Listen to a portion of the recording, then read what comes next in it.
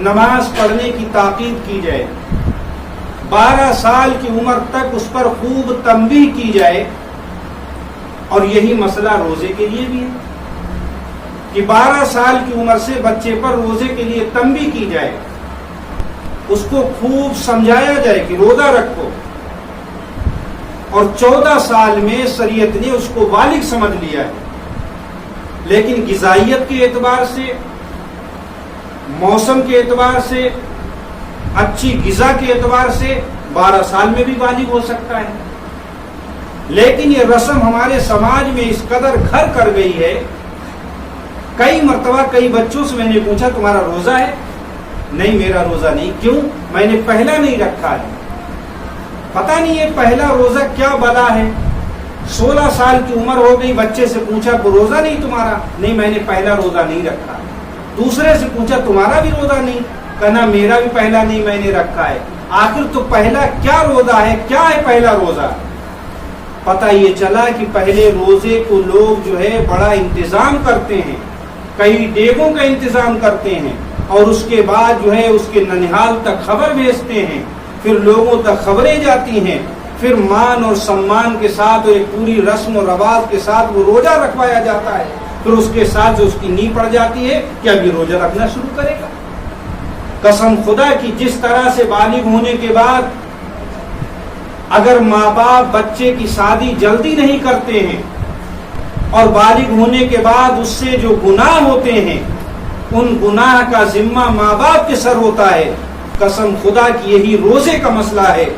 اگر جو ہے 12 سال اور 14 سال کی عمر میں بچے نے روزہ نہیں رکھا ہے اور 16 اور 17 تک آپ نے صرف یہ انتظار کیا کہ ہم جب جو ہے پہلا روزہ رکھوا دیں گے پھر ہم روزہ رکھیں گے، تو جتنی سال اوپر گزر جائیں گے اور بچے کے روزے نہ رکھنے کا جو عذاب ہے وہ ماں باپ کے ذمے لکھا جائے گا. آخر یہ کون سا دین ہے کہ ایک غریب آدمی کسی غریب کوئی غریب ننہال ہو، بچے کے ننہال والے زیادہ مالدار نہ ہو، غریب ہوں، اور ان کے اوپر اتنا بڑا وزن ڈال دیا جائے کہ میرا بچہ پہلا روزہ رکھ رہا ہے، آپ کے یہاں خبر آئی اب آپ کپڑے لے کر جائیں، آپ بہت سارے تحفے لے کر جائیں، اس کے لیے ہدیے لے کر جائیں، اور اس کی عید کا موقع اس کے سامنے ہے، وہ اپنے بچوں کے تمام خواہشوں کو داب دے اور بھانجے کی خواہش کو اوپر لے کے کپڑے اور انتظام کر کے وہاں پہنچے تاکہ جو ہے وہ پہلا روزہ میرا بھانجا رکھ رہا ہے. خدا کرے اور ہماری اور آپ کی جو ہے رسم سے حفاظت فرمائے. اللہ کرے ایسی رسموں سے ہمیں اور آپ کو جو ہے اللہ ہماری حفاظت فرمائے. یہ ناسور ہے دین کے لیے، یہ دین کی چھوی کو خراب کر رہے ہیں، یہ دین کو برباد کرنے والی رسم و رواج ہے جو گھروں میں داخل ہو چکی. دوسری چیز اور بہت زیادہ چلتی. کئی لوگوں سے پوچھا بھائی یہ قوالی کیوں سنتے ہو؟ جواب دیتے ہیں صاحب اس لیے سنتا ہوں کہ اس سے جو ہے ایمان میں کوئی خرابی نہیں آتی، روزہ خراب نہیں ہوتا ہے. گانا جو ہے سنیں گے تو روزہ خراب ہو جائے گا. قوالی اس لیے سن لیتا ہوں. قوالی بھی کون سی سنی جا رہی ہے؟ محمد کے شہر میں. اللہ کے نبی صلی اللہ علیہ وسلم نے تو یہ فرمایا کہ جو نبی پاک صلی اللہ علیہ وسلم کا نام سنے اور آپ پر درود نہ پڑے وہ شخص بخیل ہے، کنجوس ہے، اور ہلاک اور برباد ہے وہ شخص. یہ جبرائیل علیہ السلام کی بد دعا اللہ کے نبی نے آمین کہا ہے. اور قوالی صرف اس لیے سنی جا رہی تاکہ جو ایمان تازہ ہوگا، روزہ خراب نہیں ہوگا. صحیح معنوں میں جس وقت وہ قوالی سنی جاتی ہے محمد کے شہر میں تو نہ جانے کتنی جگہ پر محمد کا نام آتا ہے. بتاؤ صحیح درود پڑتا ہے؟ نبی پاک صلی اللہ علیہ وسلم پر درود بھیجا جاتا ہے؟ اگر درود نہیں پڑھا جاتا ہے تو میں یہ کہہ رہا ہوں کہ اس سے بہتر تھا وہ گانا سن لیتا. کیوں؟ گانے میں تو اللہ کا عذاب تو ہے، اللہ کی پکڑ تو ہے. نبی کی بد دعا، جبرائیل کی یہ بد دعا، نبی کی آمین تو نہیں اس میں شامل. لیکن نبی پر درود نہ پڑھنے کا جو عذاب ہے وہ حضرت جبرائیل کی بد دعا اور نبی پاک صلی اللہ علیہ وسلم کا آمین کہنا اس کی ہلاکت اور اس کی بربادی ہے. لیکن جو ہے اس کو عام بجا رہے خوب سن رہے، اس سے جو ہے روزے میں کوئی خرابی نہیں آئے گی. میں کہتا ہوں جیسے گانے کا سننا حرام ہے اسی طریقے سے اس قوالی کا سننا بالکل ناجائز اور حرام ہے. کیوں؟ نبی کا نام نہ جانے ہزاروں جگہ اس قوالی کے اندر آتا ہے، کون اس پہ درود پڑتا ہے؟ آج اور ایک چیز چل رہی ہے سماج کے اندر، بڑا ہمارے موبائل میں کامنٹ آنا شروع ہو گئے، خلافت عثمانیہ کا ناٹک چل رہا ہے، اس کو دیکھو اس سے ایمان تازہ ہوگا. ارے اللہ پناہ میں رکھے نوجوان طبقے کو کہ بتائیے خالی جو ہے قرآن دیکھنے جس کا ایمان تازہ نہیں ہو سکا، خلافت عثمانیہ کے سیریل دیکھنے سے ایمان تازہ ہو جائے گا؟ کیا خلافت عثمانیہ جو ہے دین ہے؟ کیا خلافت عثمانیہ میں جو چیزیں پیش کی گئی ہیں وہ دین کی چیزیں ہیں؟ نوجوان طبقہ اس کے پیچھے لگا پڑا ہے، تسبیحات کو بھول گیا، ذکر کو بھول گیا، قرآن کو بھول گیا، ساری رات وہ موویاں دیکھ رہا ہے اور لوگوں کو تائید کر رہا ہے کہ اس سے ایمان تازہ ہوگا۔ نعوذ باللہ من ذالک، جس قوم کا ایمان قرآن سے تازہ نہ ہو سکا وہ دنیا کی چیزیں کیا دیکھ کے ایمان تازہ کر پائے گا؟ یہ ہلاکت اور بربادی کا سبب ہے۔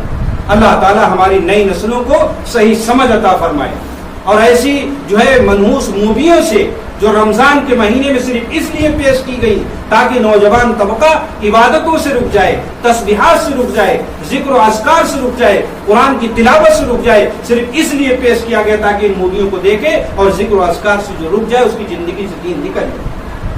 اس لیے نوجوان طبقے سے خاص کر درخواست ہے کہ خدا کے واسطے رمضان تک اس مووی کو دیکھنا اپنے اوپر بالکل حرام کر لیجئے، صرف اللہ کا ذکر کیجئے، چھوٹے چھوٹے کلمے پڑھیے، استغفار پڑھیے، درود شریف پڑھیے، تیسرا کلمہ پڑھیے، اور جو تمہیں آتا ہے وہ پڑھتے رہیے، اپنی زبانوں کو تر و تازہ رکھیے اور دعائیں کیجیے۔ شب قدر جیسی راتیں آ رہی ہیں، اس میں جاگ کر اپنے اوپر جو ہے اللہ کو راضی کیجیے۔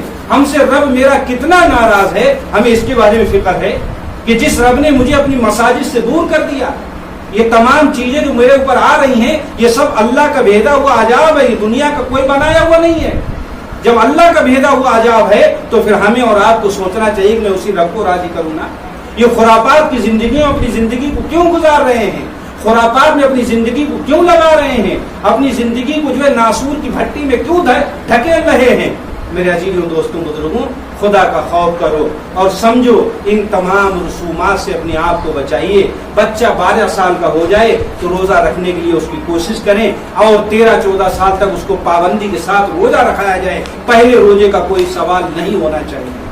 ایسے ہی جو ہے اس قوالی سے بچنا چاہیے جس میں نبی پاک صلی اللہ علیہ وسلم کی جو ہے نام گرامی بار بار آتا ہے اور درود نہ پڑھنے پہ اللہ کے نبی کے نام کی توہین ہوتی ہے۔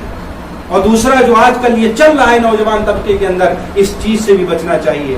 اللہ تعالیٰ مجھے اور آپ کو عمل کی توفیق فرمائے۔ ان چھوٹے چھوٹے فضائل کو خوب پڑھنا چاہیے۔ سبحان اللہ و بحمدہ، سبحان اللہ العظیم، لا الہ الا اللہ وحدہ لا شریک لہ، لہ الملک و لہ الحمد وہو علی کل شیء قدیر۔ اور جو ہے صلی اللہ تعالی علیہ وسلم اور جو چھوٹے چھوٹے وظائف ہیں ان کو پڑھتے رہنا چاہیے اور اللہ سے مانگنا چاہیے۔ قرآن پاک خوب دل سے دیکھ کے پڑھو تاکہ دیکھنے کا بھی ثواب ملے، زبان سے پڑھنے کا بھی ثواب ملے، اس کو چھونے کا بھی ثواب ملے۔ ایک ایک لفظ پر اللہ نے جو ہے 10 گنے زیادہ ثواب بڑھا کر لکھا ہے۔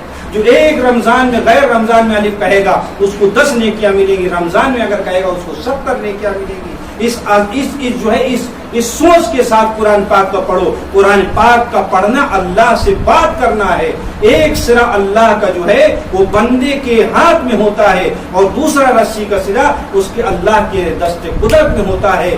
گویا کہ قرآن کی تلاوت کرنا اللہ سے بات کرنے کا تعلق ہے، اس لیے قرآن کی تلاوت کو زیادہ سے زیادہ کیا جائے تاکہ قرآن پاک کی تلاوت سے جو دل روشن ہوگا، اور جب دل روشن ہوگا تو ہماری تمام چیزیں لوگوں کے سامنے آئیں گی، تو وہ بھی جو ہے ہماری انمول ہوں گی اور وہ بھی ہماری چیزیں جو ہے لوگوں کے سامنے اچھی ثابت ہوگی۔ اس لیے اللہ تعالیٰ مجھے اور آپ کو عمل کی توفیق فرمائے۔ وآخر دعوانا الحمدللہ۔